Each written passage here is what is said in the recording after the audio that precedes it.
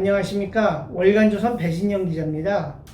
지난 7월 19일은 이승만 대통령 55주기였습니다.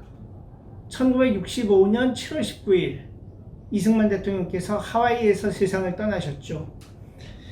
그래서 7월 19일 날 이승만 대통령 서거 55주기 추모식이 열렸는데, 이 자리에서 박삼득 국가보훈처장은 추도사를 읽는 내내 이승만 박사라고 호칭을 했습니다.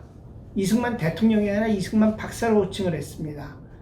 대통령이라고 호칭한 부분은 상해 임시정부 대통령 출신이라고 했을 때, 그때 한번 이제 이승만 대통령이라는 걸 언급을 했고, 내내 이승만 박사라고 얘기를 했습니다. 물론 우리가 흔히 이승만 박사라는 얘기 많이 합니다. 그 시대를 사셨던 분들도 이 박사 그랬고, 그 영향을 받은 후세들도 이 박사, 이승만 박사 얘기를 많이 하죠. 하지만 일상적으로 얘기할 때입니다. 국가에서 공식적으로 얘기할 때에는 역시 이승만 대통령, 이승만 초대 대통령, 이승만 건국 대통령 이래야 옳은 거 아니겠습니까? 그런데 국가보훈처장이라는 사람이, 대한민국 군에서 별을 3개나 달았었다는 사람이 공식 행사장에서 내내 이승만 박사였습니다. 이걸 보면서 많은 사람들이 얘기합니다.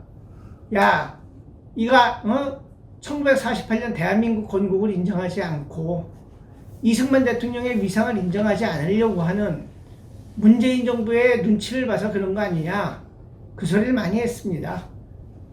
그게 공식적인 추도식에서만 그런 게 아니었습니다.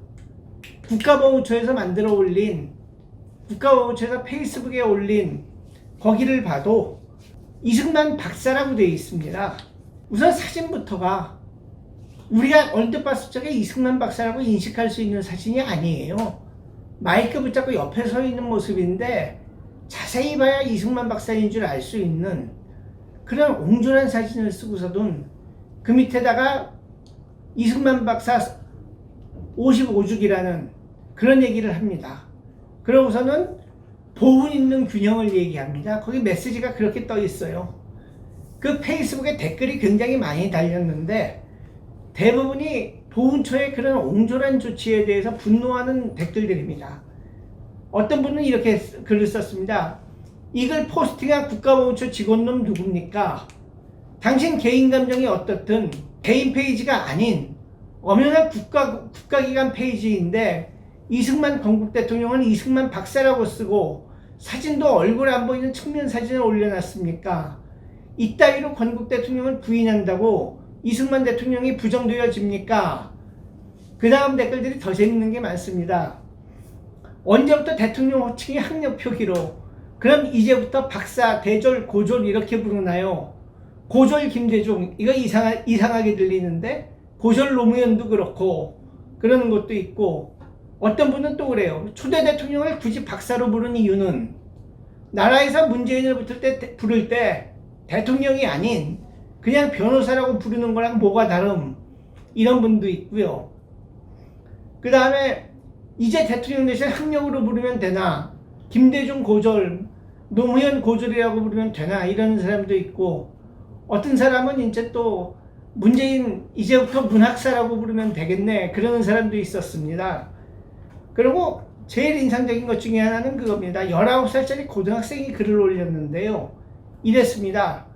건국 대통령을 대통령이라고 칭하지 않고 굳이 박사라고 부르는 현 정권이 정상인가요? 심지어 사진도 정면이 아닌 옆면 사진이네요. 전 세계 어디에도 건국 대통령을 이렇게 하대하는 나라는 없습니다. 반역과 피로 나라를 세운 태조 이성계마저도 조선 건국을 업적으로 평가받으며 역사책에서 당당하게 왕으로서 이름이 올라옵니다.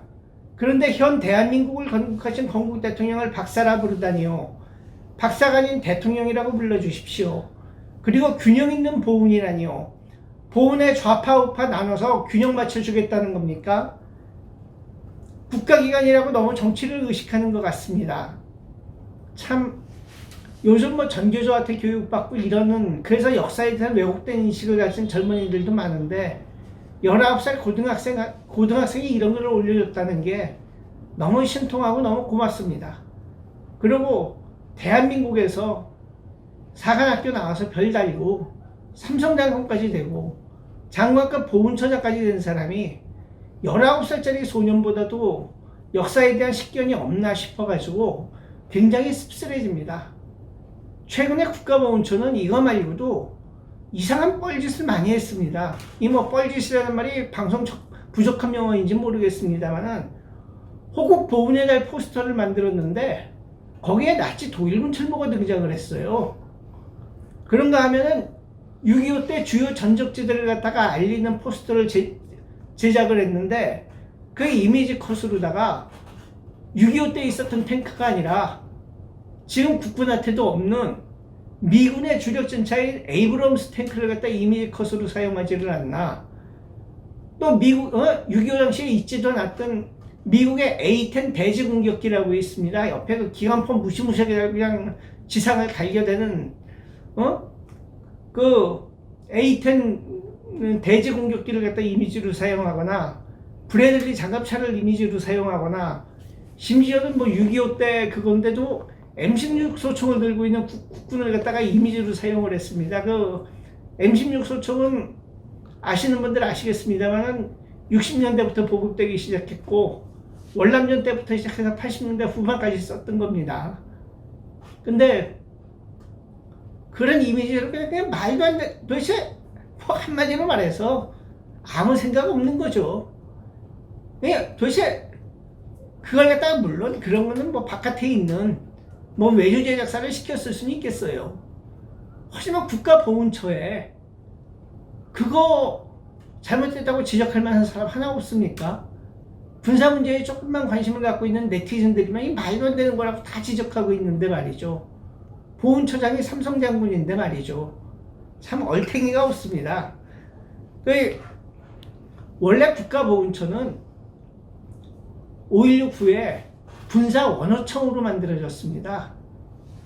6.25 후에 여러 해 동안 상위군경들, 전몰군경 유가족들이 제대로 된 대접을 못 받고 있던 걸 반성을 해가지고 그분들 돕기 위해서 만들어진 게 군사원어청이었습니다.